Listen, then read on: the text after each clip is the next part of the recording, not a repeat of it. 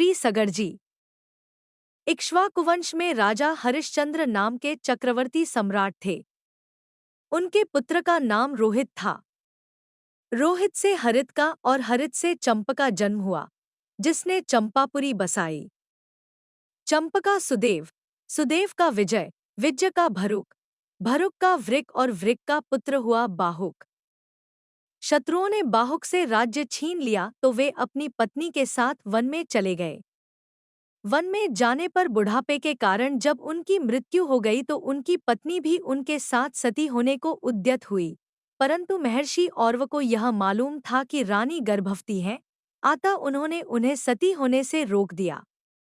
जब उनकी सौतों को यह बात मालूम हुई तो उन्होंने रानी को भोजन में विष मिलाकर दे दिया, परंतु ईश्वर कृपा से गर्भ पर उस विष का कोई प्रभाव नहीं हुआ और विष गर सहित बालक का जन्म हुआ था। अतः वह बालक सगर नाम से प्रसिद्ध हुआ। सगर चक्रवर्ती सम्राट थे।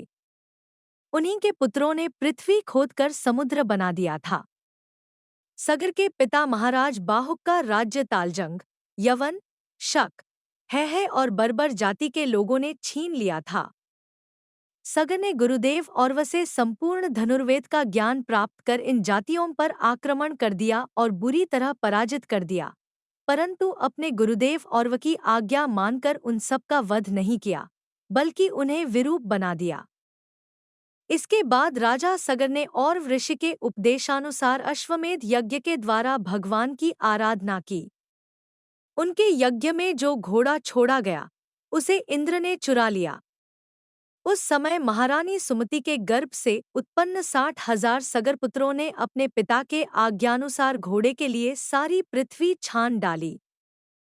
खोदते खोदते उन्हें पूर्व और उत्तर के कोने में कपिल मुनि के पास अपना घोड़ा दिखाई दिया। घोड़े को देखकर वे 60,000 राजकुमार शस्त्र उठाकर यह कहते हुए उनकी ओर दौड़ पड़े कि यही हमारे घोड़े को चुराने वाला चोर है। देखो तो सही, इसने इस समय कैसे आंखें मूंद रखी हैं। यह पापी है, इसको मार डालो, मार डालो। उन उद्दंड राजकुमारों ने कपिल मुनि जैसे महापुरुष का तिरस्कार किया था, जिसके कारण उन सबके शरीर में ही आग जल उठी और वे सबके सब क्षण भर में भस्मीभूत हो गए। महाराज सगर की दूसरी पत्नी से असमंजस नाम का एक पुत्र उत्पन्न हुआ था। असमंजस पूर्वजन्म के योगी थे, अतः उन्होंने वन में जाकर योगमार्ग का अनुसरण किया। असमंजस के पुत्र का नाम था अंशुमान। वह अपने पितामह महाराज सगर का आज्ञाकारी था।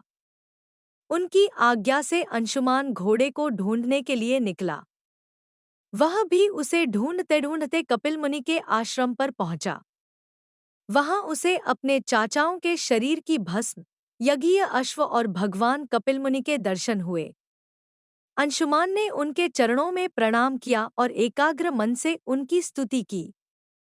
अंशुमान की विनम्रता और साधुभाव से भगवान कपिल बहुत प्रसन्न हुए और बोले, वत्स अंशुमन, यह घोड़ा तुम्हारे पितामह का यज्ञपशु है, इसे तुम ले जाओ। तुम्हारे भस्मीभूत हुए चाचाओं का उद्धार केवल गंगाजल से होगा और कोई उपाय नहीं है। अंशुमान ने बड़ी नम्रता से उन्हें प्रसन्न किया और उनकी परिक्रमा करके वे घोड़े को ले आए। राजा सगर ने उस यज्ञपशु द्वारा यज्ञ की शेष क्रिया पूरी की और अंशुमान को राज्यभार सौंप स्वयं विषयों से निःस्पृह और बंधन मुक्त हो गए।